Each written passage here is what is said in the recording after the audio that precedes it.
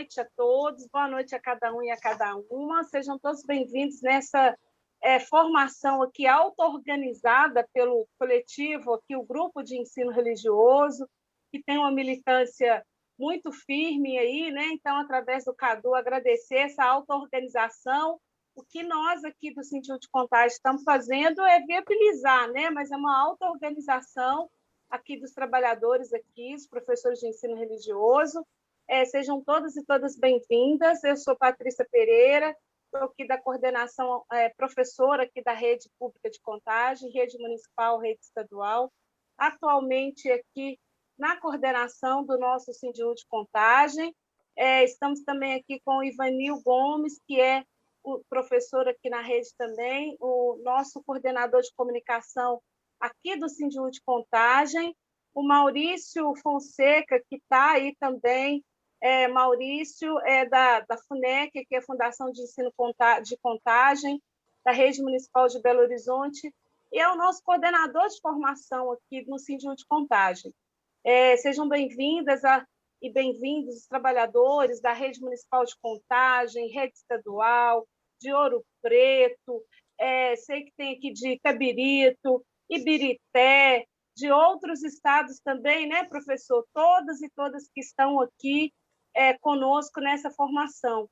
Desde que começaram, né, teve a suspensão das atividades, nós temos feito esses espaços virtuais, que são espaços da gente se encontrar, né? A gente gosta tanto de aglomerar, né? Para nós, civilização tem a ver com aglomeração, já que nós não podemos aglomerar nesse momento presencialmente, então a gente está aqui aglomerando nos espaços virtuais, que possibilitam que a gente tenha gente de tantos espaços diferentes participando conosco. Então, essas formações a gente tem feito e que tem nos ajudado a superar esse momento. Tá? Gente, boa noite.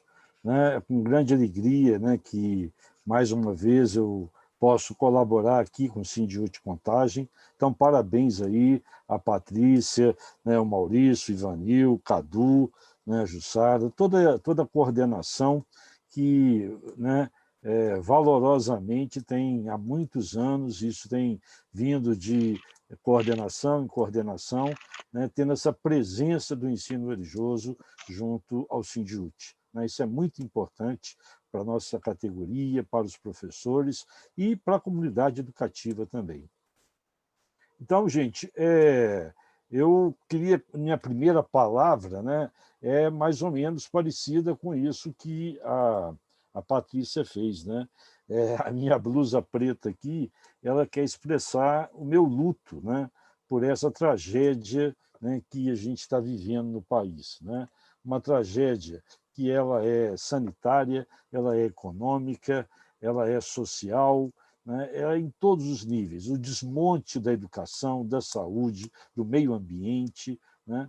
Então, é com muita tristeza que a gente, né, vê o país, né, que teve dias melhores voltar à fome, voltar, né, essa morte diária, né, e daqui a pouco devem sair novos resultados, isso já se tornou rotina, e essa fala da Patrícia foi muito interessante para mostrar que não são números, são pessoas, né, são rostos, né, sofridos que expressam a sua, às vezes, né, impotência diante, né, do descalabro que o país vive aí. Mas a minha segunda palavra é de esperança, né? É de resiliência. Eles não vão vencer, eles não nos vencerão. A gente tem que ter essa esperança, a gente tem que lutar, e o ensino religioso é isso, né? É feito de gente corajosa, né? Que contra tudo está aí firme, né? Dentro da educação, às vezes rejeitado pelos colegas de outras disciplinas, pelas direções, os horários de aula, a falta de material, né? A gente está firme. Então, eu acho que a resiliência é uma palavra fundamental, né, para a gente pensar, né, essa realidade. Né? Dias melhores virão. Né? Então, a gente tem que ter essa esperança, né, e essa atitude. Né? Bom, gente, então, o tema é muito amplo, né? O ensino religioso, o currículo referente de Minas Gerais, a educação e a pandemia, né?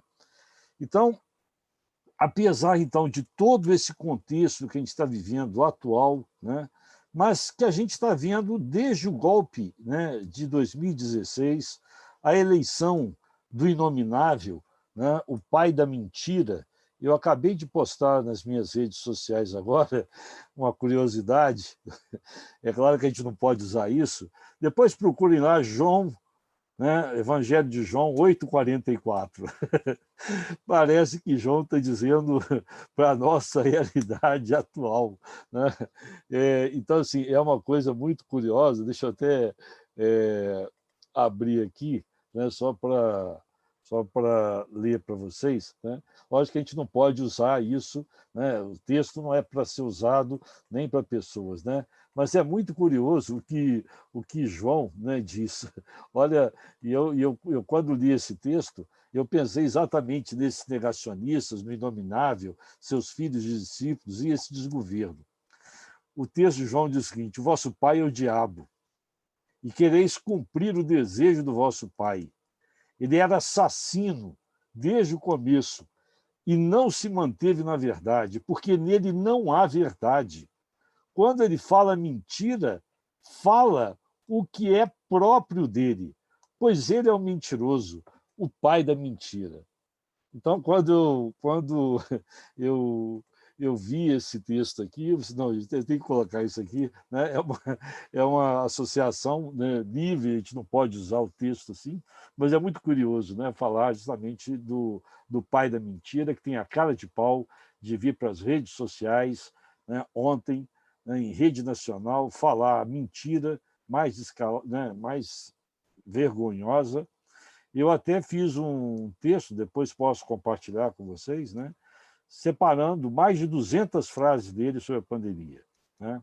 Então, é interessante, né, e vou acrescentando a cada dia, né, novas. As de hoje eu não consegui ter tempo de colocar. Mas então vamos lá. Então, nós vivemos, né, apesar desse caos, né, a gente tem que colocar isso. Só mais uma outra ideia, né, que aí vale muito interessante para as nossas aulas. Acho que muita gente se lembra daquela fábula do Esopo, que os irmãos Grimm, né, acabaram eternizando, que é o pastor e o lobo, né? E a conclusão da fábula é a seguinte: na boca do mentiroso, até o que é certo é duvidoso. Então, de tanto mentir, né, até o que é certo é duvidoso. Bom, então, eu queria começar pelo fim, queria começar pela pandemia, depois a gente vai tratar do ensino religioso, currículo e a educação. E eu queria começar, gente, aplicando aquele tetragrama organizacional do Edgar Morin. Edgar Morin, que esse ano, né, dia 8 de julho, né, completa 100 anos. E a gente não pode esquecer que este também é os 100 anos de Paulo Freire, né? Então, o Brasil inteiro está comemorando, está refletindo sobre Paulo Freire, o nosso grande pedagogo, a nossa referência, né, fundamental na educação. Então, gente, existe para a gente aplicar, então, esse tetragrama, o Morin fala que o tetragrama ele é composto de 4 elementos: ordem, desordem, interação e reorganização. Só que o Morin nos leva a pensar que a gente não pode pensar o tetragrama, ordem, desordem, interação e reorganização, como se fossem prateleiras, como se fossem coisas segmentadas, né? Eu tenho provocado meus alunos nas aulas, né, a analisar qualquer realidade, a violência, a política, a economia, o meio ambiente, a pandemia, usando as 4 categorias. E a tendência, porque a gente foi formado por uma escola, né, cartesiana, que fragmenta o conhecimento, o saber, né, de pensar que antes a gente estava na ordem, aí veio a pandemia, a desordem, surge a interação e a reorganização. Não, isso não está certo, não. Essa pandemia ela é fruto de uma ordem econômica, uma ordem de desigualdade social, né? Uma ordem de irresponsabilidade humana com relação à natureza, a invasão dos nichos ecológicos, a destruição desse processo. Então, essa desordem, na realidade, é uma ordem. assim como a violência, né? Assim como a política, assim como nossa situação econômica. Então, isso não é desordem só, é a própria ordem, né? E as interações estão aí, né? Ou seja, por que a pandemia? Né? A natureza, ela reage, ela se produz, né? Há um livro muito interessante, né? De um curso que a gente trabalhou na universidade agora, A História da Humanidade, dá para ver? A história da humanidade contada pelos vírus, né? E aí a gente vai perceber que o HIV, por exemplo, ele já estava na África, lá na década de 30, no Congo, na medida em que a exploração, as mineradoras, etc., fizeram com que trabalhadores vivessem muito mal, tivessem que comer animais silvestres para sobreviver, né? Então, ali começou, o primeiro vírus está ali. Ele demorou 50 anos para chegar na década de 80 e fazer a tragédia que o HIV, né, fez e faz, né? E ainda até hoje nós não conseguimos achar, né, uma cura para isso, né? Agora conseguimos uma vacina para o coronavírus, né? São mais de 5.500 coronavírus, né? Alguns não são letais, mas a gente não sabe. E por que nós somos irresponsáveis, e no Brasil principalmente, é que hoje o Brasil é uma ameaça internacional. Nós somos um laboratório de criação de cepas. Por quê? A gente não fez o que a gente devia fazer. Era para ter lockdown total, cercar em casa isso. Aí o pessoal diz, não, mas e economia? Gente, o Estado existe, é nesse momento, né? Aí o pessoal, mas não pode comparar o Brasil com outros países. Não, nós temos condições de fazer isso sim. O problema é que não tivemos coragem de fazê-lo, né? A Inglaterra, por exemplo, mesmo Israel, peguem vários exemplos aí, né? A Inglaterra, na hora que começou o processo novamente do crescimento, né, o ministro ficou lá na dúvida. Aí o que aconteceu? O comitê científico foi para a TV, para a mídia, e falou: ó, não quer fechar, não? Não quer parar, não? Então, daqui uma semana vai ser assim, daqui 15 dias, daqui um mês. E aí o pessoal se assustou, e aí decretou. Agora, em março, é que está começando lentamente a abertura. Só que eles já vacinaram 40% ou mais da população, né? 40%. Nós não, nós rejeitamos todo fechamento. O Inominável, né, não usava máscara, aglomerava, falou que é gripezinha, né, zombou das pessoas. Né? Então, veja, essa pandemia, né, ela é fruto dessa desarticulação. Só que isso gera interações. Né? A gente está interagindo, o próprio vírus está interagindo com isso, ele se fortalece, ele tenta se superar. Então, ele tem hoje uma cepa mais contaminosa, mais mortal, né, que atinge jovens, né, atinge crianças, e tem gente querendo abrir escola. Tem gente querendo abrir escola, né, sem ter ainda vacinado os professores, sem ter tudo isso. É uma tragédia para a educação? Não tem dúvida, é um prejuízo. O que essas crianças e adolescentes estão vivendo, sofrendo, é enorme. Né? Nós vamos depois tratar disso. Né? Então, veja, a pandemia mostra isso. Agora, a gente tem que se reorganizar. Está aqui a gente fazendo uma live. Né? Não sei, aqui já somos, né, quase 50 pessoas, gente né, do Espírito Santo, gente, né, de várias cidades, né, Itabirito, Mariana, Betim, Contagem, Belo Horizonte, Poços de Caldas, não sei mais, Mariana, não sei mais quantas cidades estão aqui. Então, veja, a gente se reorganiza. Né? Hoje a gente está num patamar diferente. Né? A gente está precisando se reorganizar enquanto solidariedade, porque tem gente passando fome. Né? Então, várias centrais, centrais de favela, uma série de movimentos, sindicatos, né? Vários coletivos estão aí, né, se mobilizando para conseguir colocar uma cesta básica, né, um prato de comida, né, na casa dessas pessoas. Por quê? O Estado nosso, ele é muito bom para ajudar os bancos. Né? Ou seja, no primeiro início, no começo dessa pandemia, né, os bancos receberam 1,2 trilhão, sem falar nada, sem medida provisória, sem nada. Ninguém nem prestou atenção. Agora, para ajudar o povo, aquela dificuldade, vai no Congresso, é igual a mentira recente agora da PEC 186. Não precisava de PEC para o auxílio emergencial, essa, né, miséria de 175.350. Bastava um decreto. Mas por que PEC 186? É porque no meio da PEC passaram uma série de interesses. A gente tem que abrir a PEC e ver lá quem ganhou com isso, né? Como é que o sistema financeiro ganhou com esse processo. Né? Então, gente, agora, né, a gente tem que se reorganizar. Então, eu acho muito interessante usar essas 4 categorias do tetragrama organizacional do Morin: ordem, desordem, interação, reorganização, para a gente poder interpretar a nossa realidade. A mesma coisa a violência.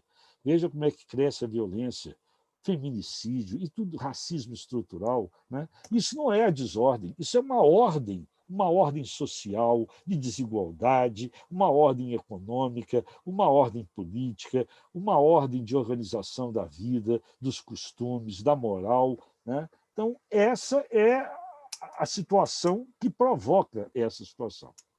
Então, eu queria começar, então, dizendo isso, né, da pandemia, né? E agora pensar, por exemplo, né, a partir de um outro autor, Koselleck. Koselleck ele é um autor que construiu um conceito muito interessante, que é de consciência histórica. Né? A gente poderia dizer o seguinte, que todo ser humano ele é um ser histórico porque ele existe, né? Ele vive. Mas nem todo mundo tem consciência histórica. E a consciência histórica é a troca, é a relação de 2 coisas: o espaço de experiência e o horizonte de expectativa. O que é o espaço de experiência?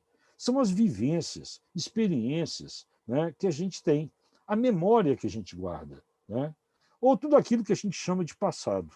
Isso é o espaço de experiência. Já o horizonte de expectativa é o contrário. São sonhos, projetos, ou aquilo que a gente chama de futuro. Né? Então, a consciência histórica ela nasce dessa relação. Por que eu estou colocando isso? Porque, gente, é fundamental no processo educativo e o nosso espaço, enquanto educadores de ensino religioso, trabalhar a dimensão da cidadania. Está lá, né, no artigo 33 da LDB, né, da Lei 9.475, que atualizou, né, o artigo 33 da LDB. Né? Ou seja, o ensino religioso é fundamental para a formação do cidadão. Está lá na nossa lei. Né, na nossa lei de diretrizes e bases da educação nacional. Né? Então, veja, faz parte da cidadania que o nosso educando ele reflita sobre a sua condição de historicidade. Né? Porque todo mundo faz história, consciente ou não. O cara que não faz nada, ele está fazendo a história de não fazer nada. O cara que é indiferente está fazendo a história da indiferença. O cara que é omisso, ele está fazendo a história da omissão. Agora, quando a gente tem a consciência histórica, aí a gente pensa, né, o seguinte: que passado é esse e que futuro que eu quero? Porque, gente, a consciência histórica ela só acontece na única coisa que existe. A única coisa que existe é o presente. Só que o presente não se explica nele mesmo. Não é aproveitar o agora, curtir o momento, carpe diem. Não. O presente é a síntese do espaço de experiência e do horizonte de expectativa. Né? Veja, nós estamos vivendo o caos hoje. Estamos, um caos sanitário e econômico. O que a gente fez no passado, no ontem, para a gente estar vivendo essa realidade? A maioria dos brasileiros colocaram um capitão terrorista para ser presidente, uma pessoa que foi retirada do exército por ter planejado um atentado terrorista. Ainda foi reformado, ainda recebe até hoje no exército. Foi deputado, durante 28 anos não fez nada. Né? Viveu com rachadinhas, ele e a família. Preferiram esse sujeito do que um professor que foi ministro da Educação, que foi prefeito da maior cidade brasileira e bem avaliado. Gente, nós estamos vivendo as consequências dessa escolha. Então, toda escolha humana, gente, ela tem implicações. Quando os americanos escolheram Bush, vai ver a história que deu. Você vai ter invasão do Iraque, uma mentira de que eles tinham armas de destruição em massa. Você vai ter a maior crise econômica da história, depois de 29, a crise de 2008. Você vai ter o atentado do 11 de setembro lá e todo o sistema de controle que eles criaram. Vocês devem estar ouvindo aqui essa aula aqui, essa live aqui, né? Mas, veja, criou tudo isso, são consequências. Né? Então, veja, o problema é que nossa cultura, e aí nós, educadores do ensino religioso, juntamente com os nossos outros colegas da literatura, do português, da história, da geografia, por isso que é importante ter um projeto pedagógico na escola, um diálogo entre as diversas disciplinas, né? A gente tem que buscar a interdisciplinaridade, mas também buscar ir além na transdisciplinaridade. Porque aí a gente começa a perceber isso. Né? Eu tenho que chamar a atenção dessa questão, né, dessa memória. E a maioria das pessoas vivem, parece que, uma amnésia histórica. Gente, é absurdo imaginar a reeleição desse nominável? O que vocês acham? Aparentemente, a gente até gela, treme, né? Lutarei para que isso não aconteça de jeito nenhum. Mas como muita gente, né, sofre amnésia histórica, parece, são manipulados, e aí, João, existem vários grupos religiosos que manipulam as pessoas. Né? Existe um vídeo, né, de líderes religiosos falando da Covid, não sei se vocês já viram, né? Aparece o Malafaia, aparece Edir Macedo, existe o Valdemiro, essa turma toda dizendo que é o capeta, etc. Mas o Edir Macedo vai tomar vacina. Ele fala que é o capeta, mas deixa eu me salvar aqui, pelo menos nisso. Vendem feijão que cura, né? E por aí afora. Né? Então, veja, eu tenho que ajudar, né, esse educando a descobrir a sua consciência, ir atrás das fontes, se conhecer, conhecer o mundo. Né? E ele faz isso mediado por isso, pelos colegas, pelo mundo, como Paulo Freire dizia, ninguém educa ninguém, ninguém se educa sozinho, a gente se educa nessa dinâmica, nessa relação. Né? Então, veja, quando eu penso presente, então é o ontem. O que é o futuro? O futuro é o agora, é aquilo que eu estou fazendo agora. Eu quero ser um bom educador do ensino religioso, o que eu estou fazendo agora? Quer dizer, tem uma turma aqui refletindo. Né? Então, veja, o futuro começa agora, com as escolhas, com as decisões, sabendo que toda escolha é imperfeita, né? Que a gente nunca vai conseguir a total perfeição, né, das coisas. Né? Então, veja, nós estamos aqui vivendo esse momento, né, de desmonte das coisas públicas. Né? Eu queria só dar um exemplo para ver como é que a memória histórica é uma questão complicada. Eu tenho certeza, vamos ver aqui se alguém pode responder, ligando o microfone no chat aqui, quantas refinarias o Brasil tem? Refinarias de petróleo. Alguém tem ideia?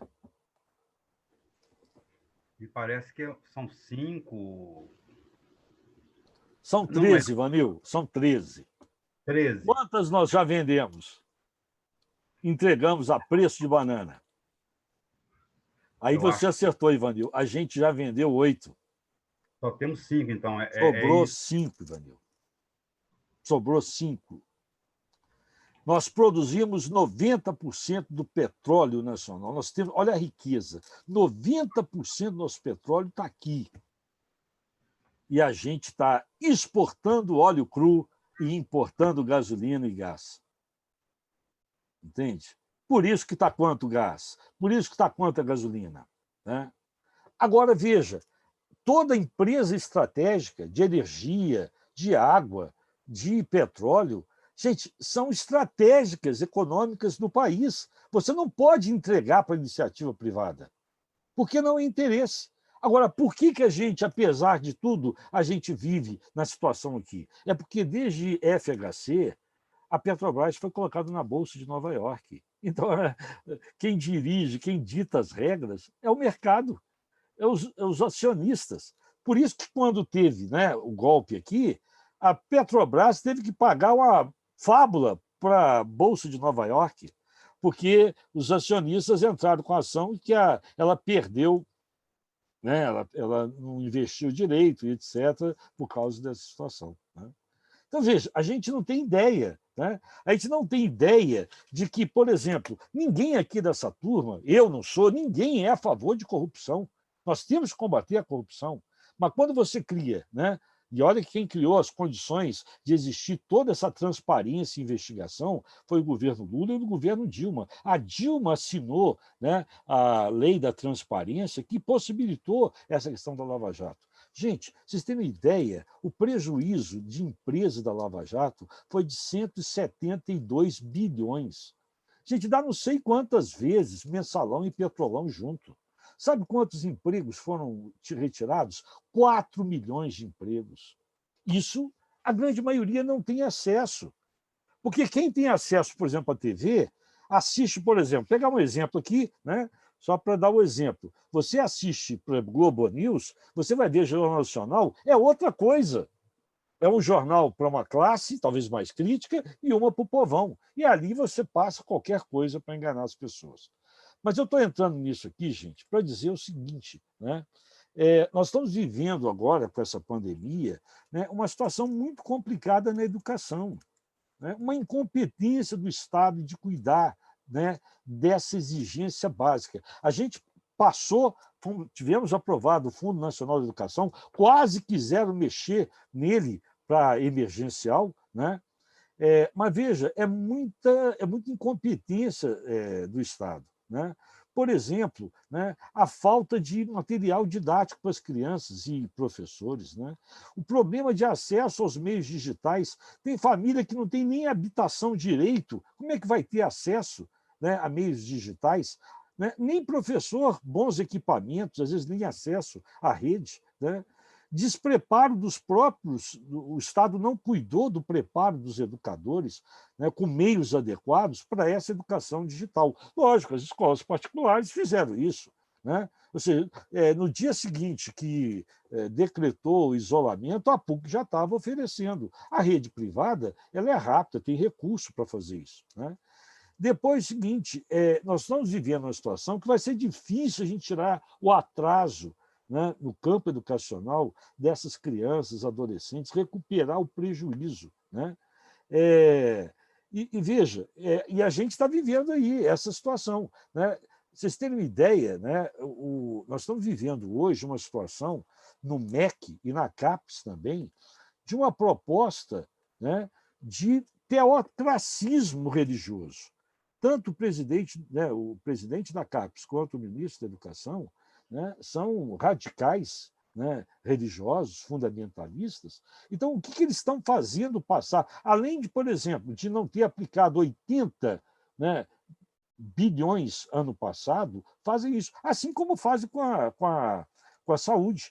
O Zema, o estado de Minas, gente, eu fico impressionado como é que ele tem coragem de ir para a TV e dizer que Minas é o estado que menos morte teve no Sudeste. Gente, Minas está batendo recorde, é o quarto, ele está com uma taxa de 97,5 em 100 mil. Né? Então, veja, foi o estado que menos investiu em saúde em 2020. Isso é o novo que governa esse estado. Né? Isso é o novo. Né? Mas, gente, esse cara o povo mineiro colocou lá. Né? Então, veja, gente, tem jeito de recuperar essa memória histórica? Tem. É um trabalho longo, de longo fôlego. E a gente não vai conseguir sozinho, só como educadores de ensino religioso, com uma aula por semana, em, às vezes, horários, às vezes, terríveis, né? Já tiraram a possibilidade dos anos iniciais, então a gente fica só nos anos, né? E assim mesmo, né, sem concurso, uma dificuldade enorme, ou quando tem concurso para chamar, e os problemas de designação. Né? Todo ano aquela peleja, aquela situação difícil em todos os sistemas quase que a gente está vivendo. Então, veja, essa é a situação, né, que eu acho que, em primeiro lugar, a gente vai se pô, Paulo, mas então não tem saída, essa visão é muito pessimista. Será que não dá para a gente pensar a realidade de uma outra maneira? Né? Então, gente, assim, à primeira vista, a gente vai dizer a situação é muito desafiante. Mas desde quando foi tranquila para professor de ensino religioso? Me digam. Desde quando foi? Nunca. Sempre foi muito difícil. Né? Agora, eu quero chamar a atenção do lado positivo. Então, temos que recuperar, e aí vem o horizonte expectativa. Né? O horizonte expectativa, veja, eu posso mudar o espaço de experiência da consciência histórica através de aula, material, filme, teatro, né? E pode trabalhar essa dimensão. Agora, como é que eu transformo o horizonte de expectativa de quem não tem esperança, hein?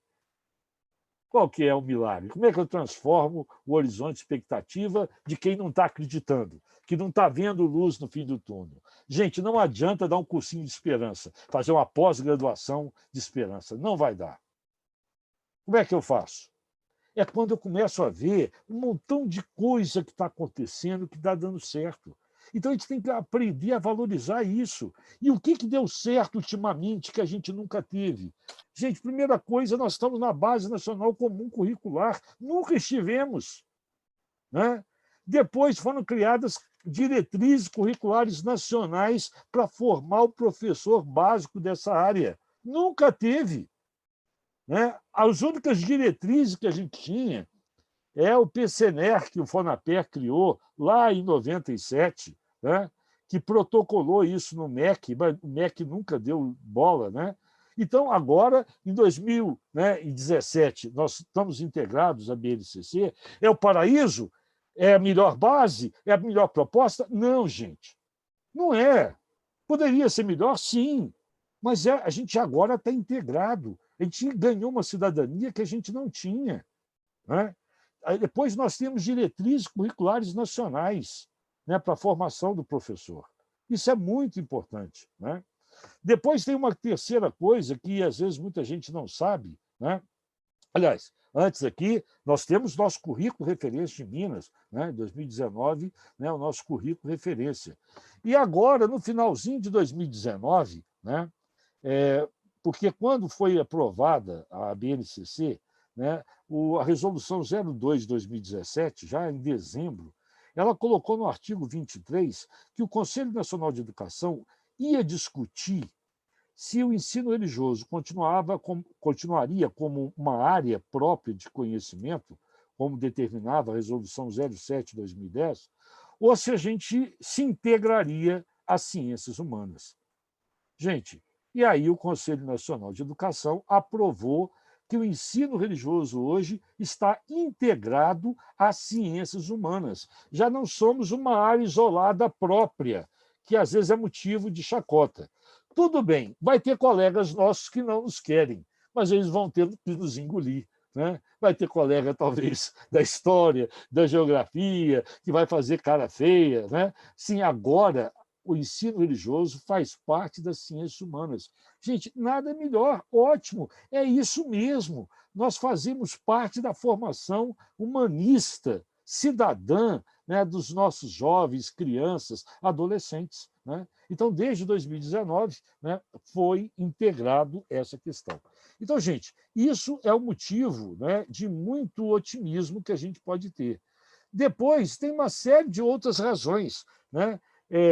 As entidades, né, os eventos que têm sido construídos. O FONAPER fez 25 anos, né, fez um montão de live comemorando. Tem surgido uma série de movimentos. Por exemplo, aqui em Minas, né, criamos a Associação de Docentes de Ensino Religioso e Ciência da Religião. Inclusive, hoje eu tive a felicidade de ir no Correio colocar já o material para terminar o registro da ata e do estatuto. Nós criamos em 31 de outubro de 2020, mas essa burocracia cartorial não é fácil no Brasil. Mas eu acho que hoje a gente conseguiu acertar tudo, né? A questão lá do CNPJ, então agora falta assinar e entrar no cartório. Então, veja, a gente tem que ler um lado positivo. Olha aqui o coletivo de contagem, como é que provoca Minas Gerais, gente de vários lugares, até de outros estados. Então, parabéns a isso. Então, a gente tem que olhar isso positivamente. Isso dá esperança para a gente. Né?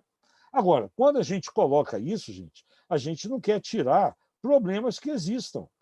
Falta concurso, né? Problemas de designação, né? Ausência dos anos iniciais. Né?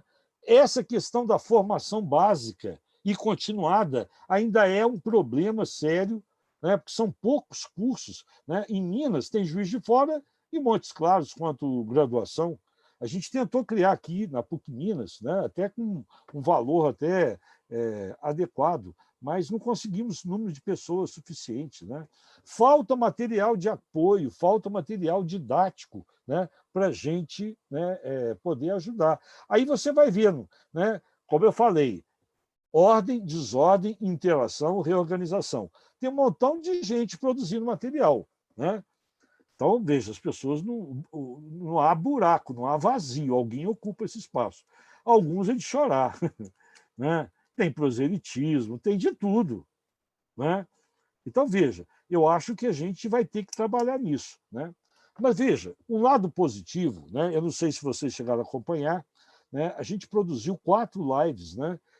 4 webs conferências, né? Estão lá na Escola de Formação do Estado, porque a gente tem que ocupar esse espaço junto à secretaria. A gente não pode deixar esse pessoal fazendo o que eles querem, não. A gente tem que ficar junto ali. Vai conseguir tudo? Não. Eu acredito que a gente, pelo diálogo, né, pela resiliência da gente, a gente tem que ocupar esse espaço, né, e avançar.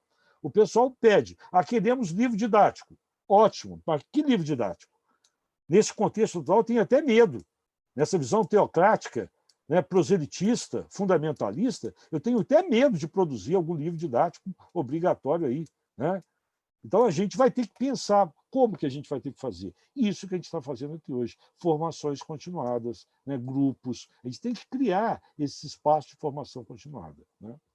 Bom, eu não sei. A primeira questão que a gente tem que partir de um princípio. O ensino religioso ele parte de uma educação libertadora, né? Ou seja, não é uma educação que instrumentaliza, que ideologiza, que manipula o educando. Ou seja, é uma educação que trata, né, os educandos como sujeitos e que educador e educando estão aprendendo, estão ensinando, né? Não é só o educador, né? Isso não é teoria, não. A gente aprende o tempo inteiro, né? Se a gente se abre essa possibilidade e se nosso educando percebe esse espaço de envolvimento e participação, se ele é sujeito, a educação ela é efetiva.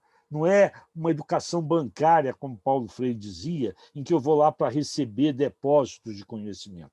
O problema é esse, né? A gente tratar o outro como sujeito, né? Efetivamente. E aí, gente, essa visão de educação coloca que o educando é central. A centralidade é no educando, não é no programa, não é na MNCC, não é no currículo referência de Minas Gerais. Qual é a realidade de educandos que eu tenho? É com aquela realidade que eu vou trabalhar a partir dessa situação. Veja, isso aqui não é um populismo pedagógico, dizer, então você vai jogar fora o programa. Não, eu tenho um programa. A BNCC tem, o currículo referência de Minas Gerais tem. E uma das coisas mais importantes que está na BNCC e no currículo de referência é um dos últimos parágrafos lá. Diz o seguinte, esse é um dos modos possíveis de articular, né? É um dos modos, existem outros. Né? Uma coisa é trabalhar em Joatuba, outra coisa é estar em Montes Claros, outra coisa é estar em Poços de Caldas, né? Em Padre Carvalho, em Mariana, em Itabira, em Sete Lagoas. Cada realidade é diferente. Eu vou ter uma comunidade, quer dizer, quilombola, que tem povos originários. Como é que eu vou lidar com essa situação? Eu não posso seguir agora programa 2.1. O mundo está acontecendo, eu estou preocupado com 2.2. Né? O mundo está aí dando, né, a sua volta, eu estou preocupado com o programa. É claro, gente, isso vai exigir, então, um educador que esteja preparado, que leia, que estude, para começar a fazer, como Paulo Freire dizia, a leitura do mundo. Qual é a leitura de mundo que eu faço? Né? Gente, eu dou esse exemplo, que a primeira coisa que eu fiz quando comecei a lecionar foi assinar um jornal. Na época era impresso, né? Hoje já não tem nem mais jornal impresso, eu continuo a assinatura, né, no jornal online. Eu não entro para a sala de aula sem saber o que está acontecendo no Brasil, em BH, no mundo. É a leitura do mundo. Né? A leitura da palavra, quando acontece a leitura do mundo, ela ganha significação. Então, tratar o outro como sujeito é tratar o outro como diverso, diferente de mim. Né? É como a Jaqueline gosta disso, né? É ver a alteridade, ver o rosto, a identificação do outro. Né? Só que olha aqui como é que é interessante essa noção de sujeito para Morin. O Morin coloca que existem 4, né, principais princípios na noção de sujeito. O primeiro é a identidade. Eu não estou aqui, que eu guardei, eu podia ter mostrado aqui para vocês uma foto minha com 7 anos. Se eu mostrasse a foto para vocês, certamente vocês perguntariam quem é. E eu responderia, sou eu. Mas devolveria a pergunta para vocês, sou eu? Veja, se eu mostrasse para vocês uma foto minha aos 7 anos, né, vocês, quem é? Eu dissesse, sou eu. Mas agora eu vou com uma outra pergunta, sou eu? Alguns podem dizer, era você aos 7 anos, etc. Claro, gente, eu me identifico com essa criança que eu fui, né? Meu rosto, minha maneira de ser, eu era, né, saradinho, né? Hoje eu sou obeso, diabético, hipertenso, né? Então, veja, eu já não sou mais esse corpo, né? Mas, veja, até biologicamente há uma identidade. Se essa criança de 7 anos tivesse, né, tirado o sangue dela, ficasse bem guardadinho, bem, né, condicionado, e devolvesse para o meu corpo diria, oh, eu sei de volta, quanto tempo? O meu corpo reconheceria que aquele sangue é meu. Então, biologicamente, há uma identidade. Mas uma identidade, segundo o princípio, que muda o tempo inteiro. Eu não tenho mais aqueles sonhos que eu tinha quando criança de 7 anos. O meu corpo já mudou 9 vezes, porque de 7 anos a gente muda, né, as nossas células, então já mudou 9 vezes, daqui a pouco vai ser a 10ª vez na mudança aqui, né, das minhas células. Então, veja, há uma identidade e há, ao mesmo tempo, uma diferença, né? Terceiro princípio, uma exclusividade. Quando eu digo eu sou eu, ninguém pode usar isso e falar no meu lugar, só eu. Ninguém pode dizer sou eu, né? Só eu, em relação a isso. Eu sou único, eu sou singular, eu sou próprio, né? Eu sou diferente de todos, de tudo, né? Então, terceiro princípio, a exclusividade. Agora vem o quarto princípio, a inclusividade. Gente, quando eu estou fazendo aqui com vocês essa reflexão, quem é que está falando aqui na minha voz? Quem é que está falando junto comigo aqui? Quem que vocês acham? Dá uma olhadinha ali para trás. Quem é que está falando junto comigo? Todos aqueles que me ensinaram, que eu li. Então, não existe só eu, existe um nós. 4 princípios: a identidade, a diferença, a exclusividade e a inclusividade, né? Então, veja, na hora que eu me encontro diante de um educando, né, ali tem uma pessoa que tem uma identidade, mas uma identidade que se transforma. Uma identidade que é única, mas que não é só exclusiva, é inclusiva, envolve a família, a comunidade, a família, os colegas, né? Então, olha que visão interessante, né? Por isso que o Morin é conhecido como pensamento complexo. Tem um livro dele muito interessante, né? Chama A Cabeça Bem Feita, né? A Cabeça Bem Feita. E ele diz lá, repensar a reforma, reformar o pensamento. E ele diz, né, repetindo aquela célebre frase do Marx, quem educará os educadores? Né? Quem educará os educadores? Então, se a gente quer reformar o pensamento, a gente tem que reformar os educadores, né? A gente quer mudar a escola, a gente tem que mudar os educadores. Então, por isso que a formação continuada ela é tão importante. A gente não pode parar, né, de ter essa dinâmica desse processo. Então, gente, a centralidade do educando, né, a centralidade do educando, do sujeito, é essa educação libertadora que a gente quer construir, uma educação construtora da cidadania. E aí é com muita tristeza eu vejo todo o movimento, por exemplo, do MEC, indo na direção da escola em casa. Eles não querem que a criança saia. Agora tem esse negócio de, né, ensino remoto, vão acabar com esse negócio de levar a criança para a escola, vão ficar tudo em casa, sob o controle da família, seguindo esse modelo americano. Eles têm medo do diferente, medo do coletivo, né? Eles querem que haja o controle, né, da criança nessa perspectiva, né? Então, veja, a centralidade do educando, né, para que a gente tenha uma escola libertadora. Agora, então, aí nós vamos ter que ter um desafio enorme nesse processo, né?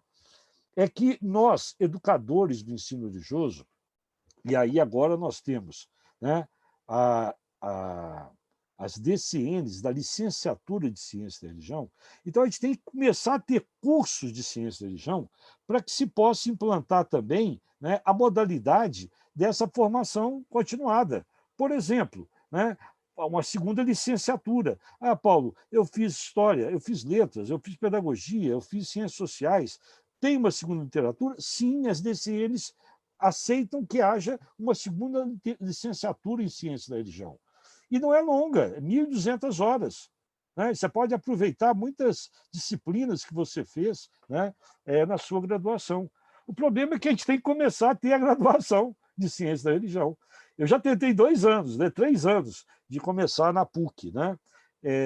É particular, é pago, mas a gente conseguiu um valor que é apertado, eu sei, né? Que era de R$ 350, né? Mas não conseguimos o número de alunos e era todo online, virtual, porque presencial muita gente não poderia. Não conseguimos, né, montar uma turma para esse processo. Mas tendo o curso de Ciência da Religião existindo, pode existir, então, a segunda licenciatura. Né? Então, veja, e aqui uma questão importante para a formação do professor de ensino religioso. Muita gente acha que basta eu ter formação em ciência da religião e aí eu caio na escola. Gente, a minha posição é muito clara, e de vários colegas meus que trabalham, né, nessa perspectiva, como o grupo de pesquisa, o Redeclide, professora Gisele e tantos mais, né, a gente passa da seguinte perspectiva. O educador de ensino religioso tem que ter os pés firmados em 2 bases muito importantes. Uma, eu considero, e não considero que é a melhor delas, né, dentro dos cursos de formação, que é a ciência da religião. Veja que o nome é plural. Ciências é um campo disciplinar. Né? Então, te abre um universo de questões. Mas muita gente acha que, então, se eu fiz ciência da religião, agora eu vou transpor didaticamente o que eu aprendi para a sala de aula. Gente, não é assim. Porque o outro pé tem que estar na educação. Então, é um pé na ciência da religião e um pé na educação. Nós somos educadores, é uma licenciatura. E, então, a gente tem que ter uma boa e grande formação pedagógica, né? Didática, a psicologia da educação, né? A filosofia da educação, metodologia. Né? Veja, eu não posso simplesmente estudar história comparada, sociologia da religião, antropologia. Agora eu vou transpor isso didaticamente para os meus alunos. Não é assim. Né? Por isso, gente, que Minas tem uma história, né, e que parece que alguns sofrem de amnésia histórica e querem esquecer essa história.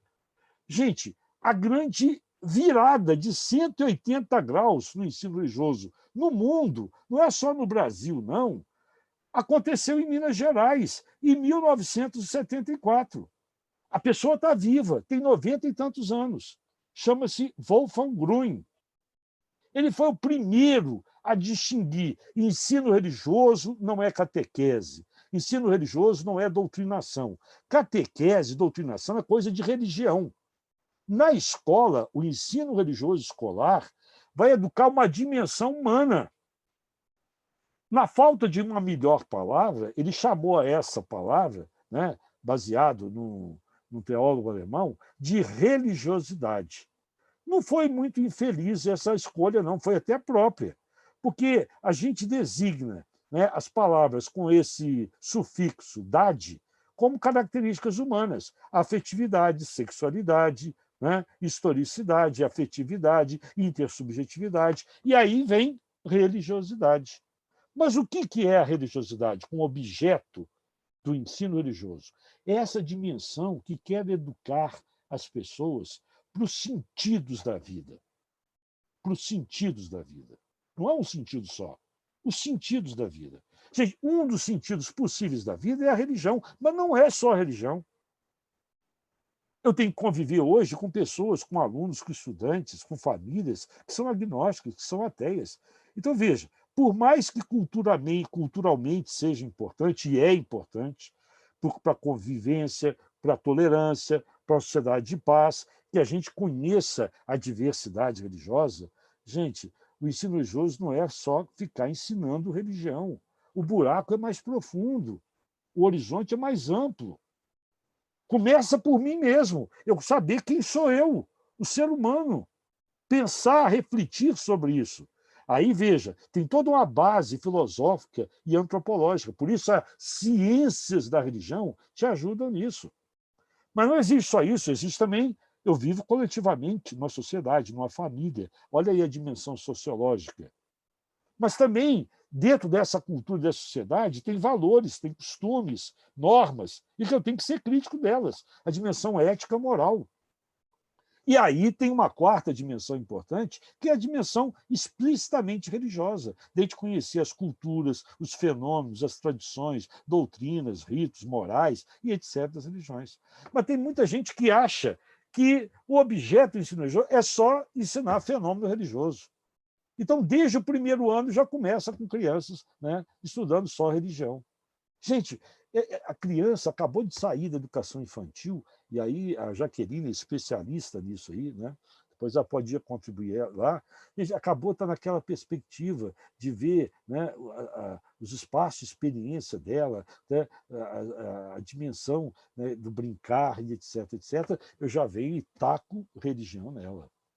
Ela está pensando nela mesma, como é que ela lida com a realidade, como é que ela lida, né, com as experiências de sofrimento. Olha aí, né, quantas situações, quantas perguntas que as crianças têm para colocar. Então, você tem que ter um educador preparado para isso. Não é só um esquema, vão fazer trabalho de religião, vocês vão pesquisar aquela religião. Não, gente, aí a gente faz para cumprir tabela. Isso não é educar.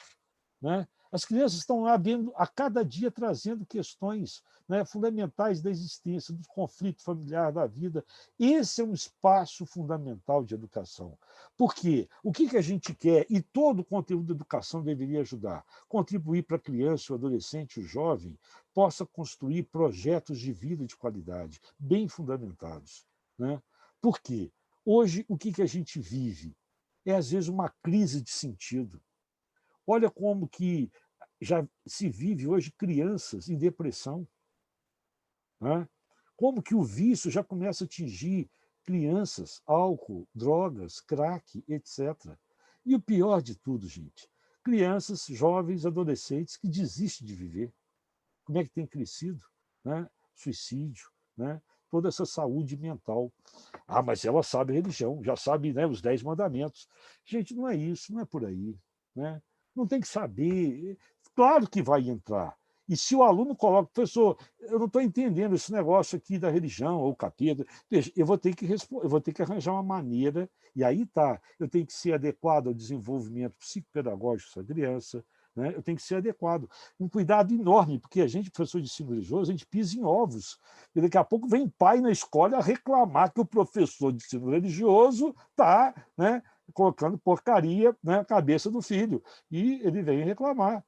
Mas veja, por isso que a gente tem que trabalhar, inclusive, até mais amplamente, envolver até a família. Né? É claro, gente, vai ter situações familiares de, por exemplo, fundamentalismo, e, né, que às vezes não vai ter jeito. Né? E aí que a escola deve ter um projeto pedagógico, coisa que a escola não tem, e que a BNCC pede, que haja um projeto pedagógico da escola. O que a escola quer formar?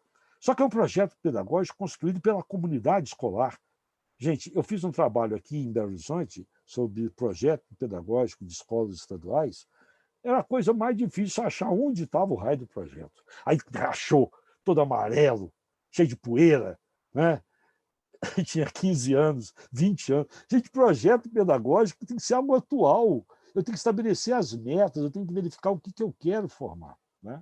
Então, veja, o currículo referente de Minas Gerais não é perfeito, mas ele contou com mais de 300 sugestões de professor, né, de professoras. Né? Então, veja, ele foi construído recuperando essa ideia de Minas, sendo fiel à tradição de Minas. E o que aconteceu? Né? Aqui, só para vocês terem uma ideia, né? Deixa eu ver se eu acho aqui, que eu tinha até anotado, que a gente vai ficando velho e aí a memória já vai embora. Né? Vocês têm uma ideia, a BNCC, deixa eu ver aqui se eu pego os números aqui. É pena se eu deixei passar isso aqui. Eu vou só... Eu não estou... Aqui, ó. A BNCC ela tinha 63 habilidades apenas, né? O currículo referência ele levou isso para 115. Olha como é que nós criamos, de fato, né, um currículo, né, original em Minas. Só foram mantidas 12 habilidades originais, né, da BNCC. Né? 51 são totalmente novas e 52 elas acabaram sendo adaptadas, né? Melhorando. Né? Deixa eu ver se consigo dar um exemplo aqui. Não, depois vocês já devem conhecer o currículo, né? Mas veja, por exemplo, uma coisa que eu achei interessante que apareceu no nosso currículo é quando se fala sobre alimentos sagrados.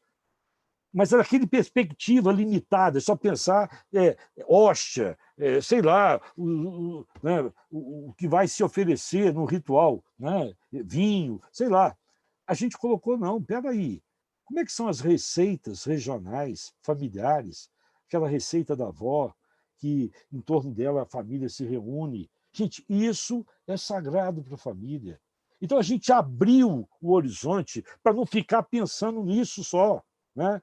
Indumentária religiosa e as indumentárias culturais. Então, a gente ampliou manifestações religiosas e culturais, símbolos religiosos e culturais, para incluir. Então, depois vocês observem o currículo de referência, como é que ele amplia o horizonte. Mas não é perfeito, tem problema, não deu para fazer tudo. E foi assim, Gisele deve lembrar do prazo que a gente quase morreu, acho que eram 3 meses para a gente fazer isso, e a gente tinha que responder a cada uma das 300 sugestões se foi incluída, não foi, porque não foi. A gente quase morreu para fazer isso. Agora, como tudo na vida é imperfeito, a gente espera que a BNCC, como também, né, o currículo de referência, ele mude. Porque a regra era a seguinte, nós não podíamos tirar nada da BNCC, só acrescentar. Né? Então, gente, eu vou, por exemplo, no primeiro ano do ensino fundamental, discutir imanência e transcendência. É duro, hein? Tem professor que é imanência? O que é isso? É claro, esse título está lá no programa, eu tenho que traduzir isso, então o currículo de referência ele tenta traduzir, né, o que a gente entende por esse processo. Então, veja, eu acho que precisa ainda muita formação sobre o que é BNCC, etc. Aí parece que eu estou achando muito estranho, um montão de lugar esqueceu o currículo de referência e fica só BNCC. Os livros didáticos fizeram isso. Eles não olharam, eles quiseram criar um currículo nacional, pegaram só a BNCC. E aí a BNCC é relativamente pobre em muitos aspectos. Eu posso dizer, porque eu fiz parte da comissão, né, do Conselho Nacional de Educação para a Inclusão do Ensino Religioso, eu me lembro que a gente era um grupo que fez, né, o material para o 1º ao 4º ano. A gente ficou tão empolgado que tinha um professor que trabalhava com comunidades de povos originários, tinha uma professora que era da literatura, então a gente pensou uma coisa assim tão aberta, na hora que a gente apresentou, reprovado. Aí voltou o esqueminha, né, tradicional. Tudo bem, gente. A gente arranja um jeito. Por isso que o professor ele tem que ter conhecimento para ter autonomia e poder articular esse seu conhecimento. E aí tem uma regra que eu acho assim, fantástica. Seria o meu sonho que os professores de uma escola pudessem preparar aulas juntos, se encontrar.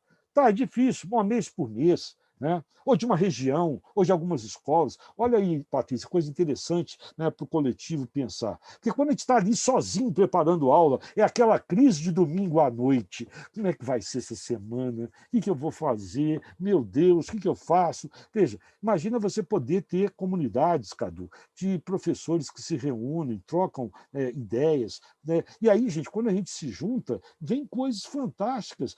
Vamos pensar esse vídeo, vamos pensar nisso, vamos pensar nessa forma. Vocês vão verificando, já respondendo a Patrícia, é um projeto de poder, sim. Né? Você tem uma ideia, Patrícia, no MEC, na CAPES, por exemplo, eles estão aprovando curso de teologia fora do conselho diretor, por fora, que não foram aprovados pela área. Né? Então, assim, que é um projeto, é. Agora, justamente, eu acho que o ensino religioso ele é fundamental para a formação do cidadão e para a democracia. Agora, aqui tem uma questão. Eu estou falando isso para vocês, educadores. Na sala de aula com as crianças, o tratamento é outro. Né? Eu tenho que acolher aquela criança naquela demanda e eu tenho que ter uma pedagogia, né? É pegar pela mão o pedagogo, né? Para caminhar com ela, para ela entender esse processo. Eu não posso jogar para ela a minha visão política, ideológica e etc. Por isso que, se você começa pela dimensão afetiva, né? E ela percebe que você a reconhece como um rosto. E aí tem um detalhe interessante na minha experiência pedagógica. Eu sei que é difícil e às vezes a gente tem que descobrir técnicas para isso. Se você sabe, né, e sei que muita gente sabe, né, o nome de cada um dos seus alunos, isso faz uma diferença, entende? Então, assim, poxa, ele sabe quem eu sou, ele me conhece, então você tem que investir nesse conhecimento dos seus alunos, saber a realidade deles, que tipo de crença, que tipo de família, onde mora, como é que é, porque aí você começa a responder as questões. Você não precisa entrar nessas polêmicas, né? Ou seja, a questão não se trata, diante da morte, vamos estudar aqui, existe ressurreição, existe reencarnação, existe nirvana, existe... Não é isso. Ele está ali sofrido com essa situação, angustiado. Ô, professor, perdi, né, um vizinho, uma vizinha, né, foi um tiro, né, foi lá uma briga lá na comunidade. Né? Como é que é isso? Como é que eu vou lidar com esse sofrimento, com a questão da morte? Então, gente, aí a gente tem que ter certa autonomia para pensar o programa de acordo com a realidade. Mas eu tenho uma meta, eu tenho um projeto pedagógico, eu tenho objetivos a alcançar. Né? E aí eu tenho habilidades, e aqui está o diferencial da BNCC, do currículo de referência, que a habilidade não é o objetivo do professor, é o que a criança ou adolescente precisa desenvolver. O que eu espero que esse meu educando desenvolva? Né? Então, que habilidades? Eu tenho um conjunto lá, por exemplo, no ano eu tenho 8, 10, 16 habilidades. Eu vou ter que talvez escolher, não vai dar para trabalhar todas, quais as prioritárias, o que é mais importante naquela turma, e numa outra turma vai ser diferente, que eu vou ter um outro perfil. Né? Acho que cada um aqui que já tem experiência, né, de anos sabe que você pode dar o mesmo conteúdo, é outra realidade quando você muda de turma. Né? A mesma série, mesmo ano, mas a realidade é diversa. Então, a gente tem que fazer isso. Agora, precisamos de material de apoio para os professores, né? Sem dúvida. Né? Maurício, bom, Maurício, que eu sei de outro, né, da geografia, eu acho que o ensino religioso, você vai ter pessoas que fizeram religião, uma minoria. Né? A grande maioria fizeram filosofia, fizeram pedagogia, fizeram letras, fizeram história. Né? Então, nós não temos problema com isso, é muito bom, essa é a realidade. Né? O que a gente hoje precisa é que aqueles que querem se dedicar ao ensino religioso possam continuar a sua formação, tanto fazendo, por exemplo, uma segunda licenciatura, ou quanto uma formação continuada, frequente. Isso é importante para nós. Agora, veja, realmente nós estamos vivendo, e aí eu insisto, o ensino religioso, a cultura religiosa na universidade, que eu também leciono, ela é fundamental para a democracia. Porque, de fato, se você for pegar historicamente, desde a década de 70, no final da década de 70, com Thatcher, Reagan, Kohl, né, a trilateral, depois veio o consenso de Washington, a gente começou a destruir tudo aquilo que foi construído. Então, você destruiu o sindicato, começa todo um trabalho né, para destruição, né, sindical, né? Essa ideia, né, de você criar, né, essa globalização econômica. Aí você pega o tênis, lá produz no Vietnã, né, explora as pessoas de lá e vem trazer. Né? Foi assim que Collor introduziu isso no Brasil, destruindo muitas indústrias, principalmente, eu me lembro mais, as indústrias de brinquedo, como a Troll, Estrela, porque aí começou a chegar os produtos importados né, de vários da China, de vários lugares ali, essa globalização. Né? E aí cresce a nova direita. Né? Na década de 70, no Brasil entraram no Amazonas, na Amazônia, mais de 1.000 pastores pentecostais para evangelizar índio. É uma tragédia. Né? E a gente tem hoje resultado disso.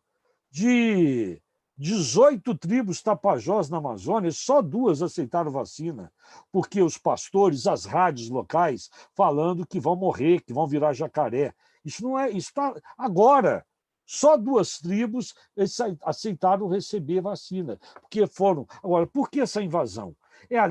Aí vem junto empresa, exploração de biodiversidade, né, da mineração, a destruição dos rios com contaminação. Então, veja, isso não foi... Há um projeto nessa situação, né, neoliberal, né, que começou no final da década de 70. Aqui no Brasil, curiosamente, na hora que o mundo, na Inglaterra, em vários lugares aqui estava começando a redemocratização, o sindicalismo de 78, 79, a criação do Partido dos Trabalhadores e toda a luta, que acabou confluindo para uma Constituição, né, que realmente é boa, nossa Constituição é boa, e esse neoliberalismo quer destruir, quer tirar tudo isso. Por isso, o que eles fizeram? Congelaram gastos sociais durante 20 anos. Né? Mas juro da dívida é livre. É livre. Agora, independência do Banco Central. Né? Eu não gosto de dar comparação com os bichos, porque os bichos não merecem. O pessoal está chamando o inominável de jumento, rato, burro. Tadinho, os bichos não merecem isso, gente. Não compara o inominável com o bicho, não. Né? Bicho é bom. Né? Isso aí é outra coisa, o ecocida, genocida é outra coisa. Mas seria comparável você colocar a raposa para administrar o galinheiro. Então você chama um cara do Banco, né, Itaú, do Banco Bradesco, ele vai ser, né, independente do presidente, ele vai fazer o que ele quiser. Foi o que aprovou agora. Só que a maioria não tem noção disso. Né? Não tem noção. Só para você ter uma ideia, os bancos... O lucro dos bancos em 2019 foi 85 bilhões. Caiu em 2020 para 64. Mas ganham dinheiro demais. E produzem o quê? O que banco produz? Depois procurem saber quanto de impostos que eles pagam. Não pagam quase nada de impostos, mas eles bancam os deputados que elegem. Né? Então, de fato, é um projeto? É. Né? Hoje até não é mais só a teologia da prosperidade, não. É a teologia do domínio. Compre os livros de Edir Macedo para ver uma teologia do domínio. Eles querem ocupar isso. Então, veja, essa lógica ela ocupou um espaço, né? Ou seja, nessa fragmentação, né, da própria modernidade, né, esse que se chama de sujeito liberal, ou o Bauman vai falar da modernidade líquida, né? O amor líquido, né? Essa coisa que você não controla, né? E que está aí, que ela é também associada a uma mídia, ao individualismo. Né? Gente, vocês, eu sou velho, né? Velho se lembra. Eu me lembro quando inventaram isso aqui, fone de ouvido, o Walkman.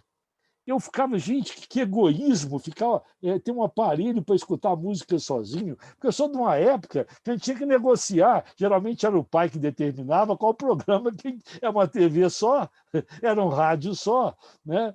Então, veja, aí cria-se o Walkman, né, individual. Hoje, cada um tem seu telefone celular, né?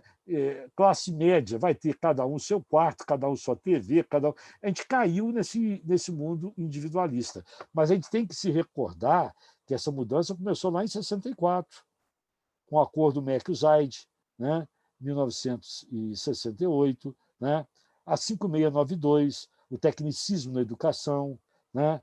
Então, veja, aí você enfia mais quantidade de física, biologia, química, matemática, e tira filosofia, tira sociologia, tudo aquilo que levou uma juventude a ter um pensamento crítico.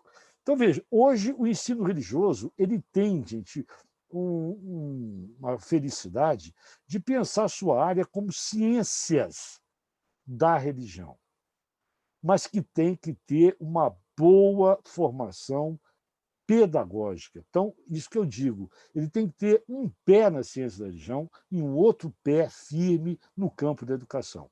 Ah, mas a educação não gosta da gente.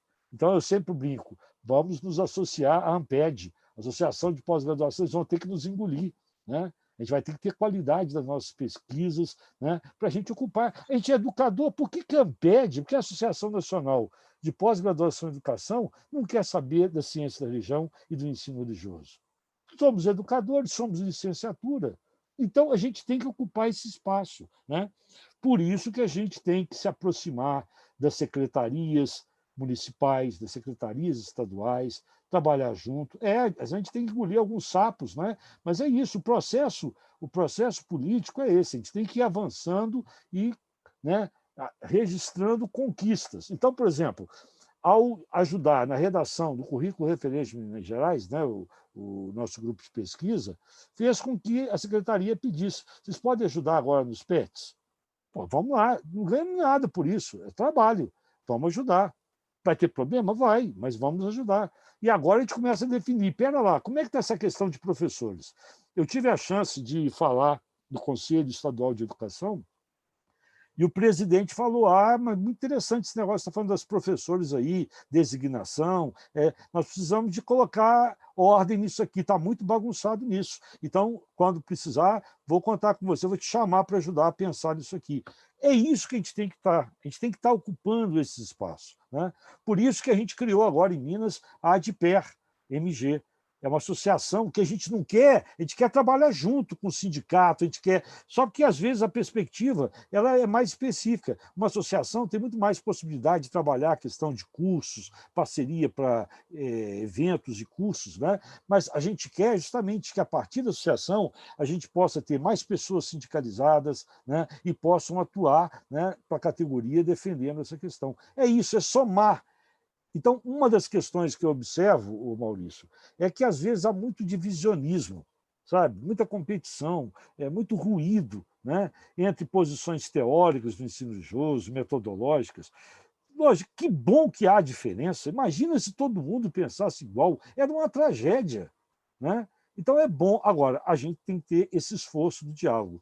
Esse fim de semana passado, eu escrevi um ensaio pequenininho sobre a confiança, refletindo justamente isso. Por que a minha tia, o meu irmão, a minha cunhada votaram nesse nominável? É porque as pessoas as passam a confiar onde ela acessa informação, né? Então, aqui, a confiança é uma questão fundamental.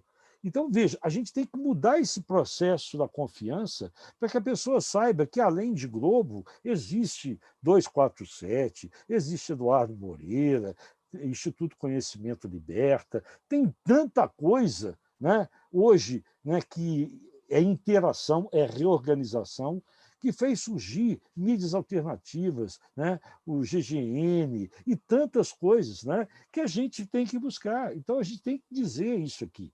Mas quando a gente tem uma relação direta, sincera com os nossos educandos, eles percebem, né? E eu sempre digo das minhas aulas, né? Isso que eu estou dizendo aqui, eu digo das minhas aulas sobre o inominável e etc. Gente, não acreditem em mim, não. Vão às fontes, procurem, busquem. Isso é ser sujeito, não é ser passivo de receber isso.